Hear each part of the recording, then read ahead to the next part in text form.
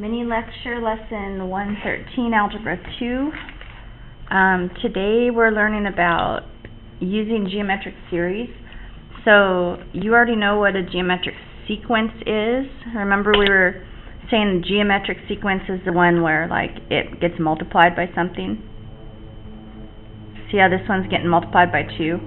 And so you already kind of knew, you had this little formula where you could find like if this is the first term and the second term and the third term. And you used to, I don't know, a few lessons ago you used to say, they'd ask you, hey, find the 9th term or find the 100th term. And so you'd take your first term and then you'd find out R is always the number it gets multiplied by. And then you'd go n minus 1. Like if they wanted the 100th term, you'd go 100 minus 1, that'd be 99. And we've already done that. But now series it's kind of the same, but it's different. If it was a series, it's going to have plus signs in between, and we're adding now. So some geometric series, like if I wanted to add up the first 4 terms of the series, I would just go 2 plus 4 plus 8 plus 16, and that would give me the sum of the first 4 terms. That's what a series. Series means we're going to, it's still geometric, like in that it's multiplying by something, but we're asking for a sum, and that's why we say S sub n, like sum of the n terms. Okay, so if I wanted to find the sum of the first 4 terms, I would go find the first term.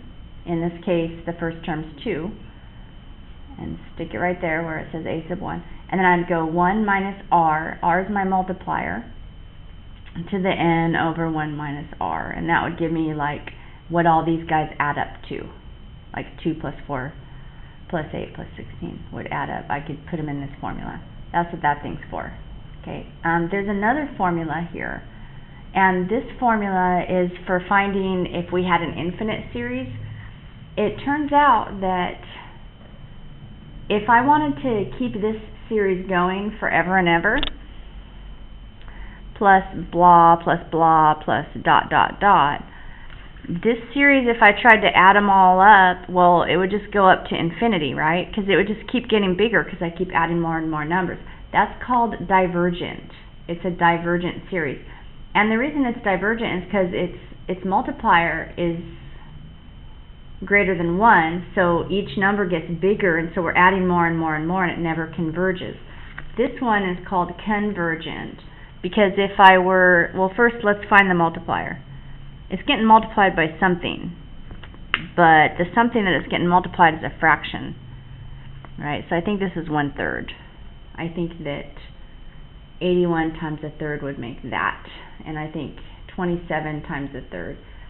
So if you'll agree with me, it's still geometric, but R is less than 1. So the little rule on this is that the absolute value of R, the absolute value, it can be negative, but the absolute value of R has to be less than 1. In other words, these numbers have to be getting smaller.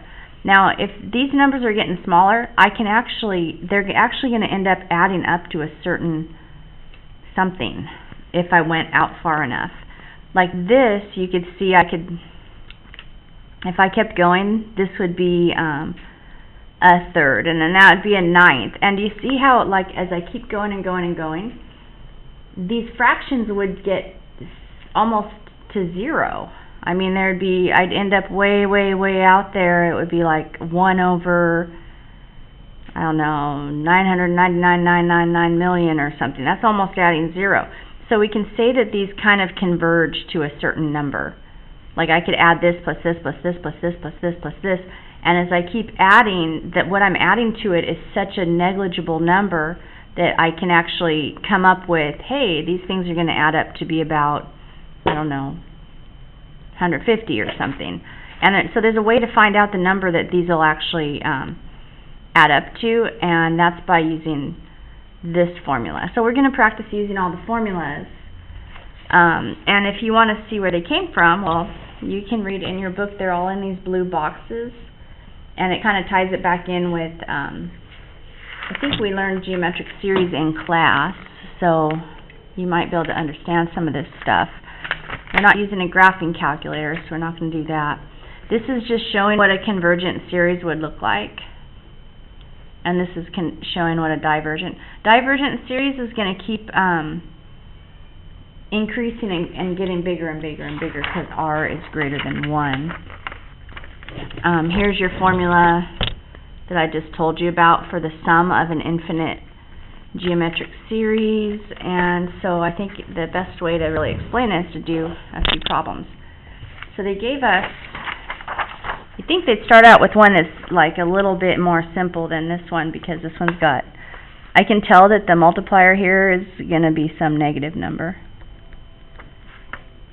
It looks like the numbers are, well, at least the absolute value of the numbers are going up. So I can kind of guess. Now you don't have to guess. You can take this one and divide it by this one and figure it out. But can't you kind of guess that it might be? See how like the absolute values are just doubling? So I'm going to say I think it's multiplying by -2 each time. So our R, that R, is -2. And then it says find the sum of the first 10 terms. Now I could, there's the first term, second term, third term, fourth term. If I wanted to, I could write the 5th, 6th, 7th, 8th, 9th, and 10th terms and just add them all up. But I don't want to, because that seems like a lot of work. So I know that I have this formula right here, and I want to check out my new formula. So here's this thing right here. This says that if I plug all the right numbers in here, it's going to tell me what these terms all add up to. And so let's get this formula written down. This formula says S sub n. Oh, here you can't. I want you to be able to see it. Can you see it? I'm rewriting this number, but instead of n, I'm going to say 10 because it wants the 10th term. Doesn't it want the 10th term? Gosh, my memory. Yes. Okay, so I'm using this formula right here. A sub 1, I have A sub 1. That's good. Because sometimes you have to find your own A sub 1, like they don't give it to you. Okay, and then I have to go 1 minus, what's R? We just figured out that R was -2.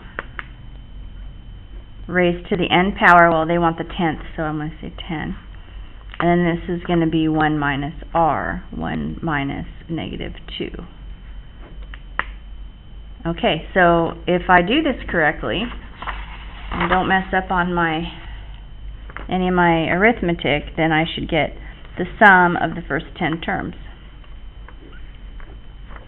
Okay, so the order of operations says I have to do the decimals first. This isn't good. This is going to end up being a positive number because it's -2 to a oh boy, do I have a calculator? It's -2 to a even number power.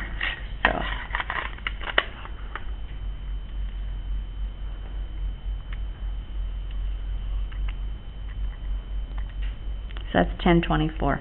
So I've got 1, and it's 1 minus, that's that minus sign, but this ends up being positive 1024. All over 2 minus negative, or 1 minus, it turns into a plus sign, so that's 3 down there. So I have 6 over 1 times 1 minus 1024, that's negative 1023 over, wait, okay, so let's go divide by 3. This is negative 341 times 6. I thought I was going to do some fraction math, but I decided not to.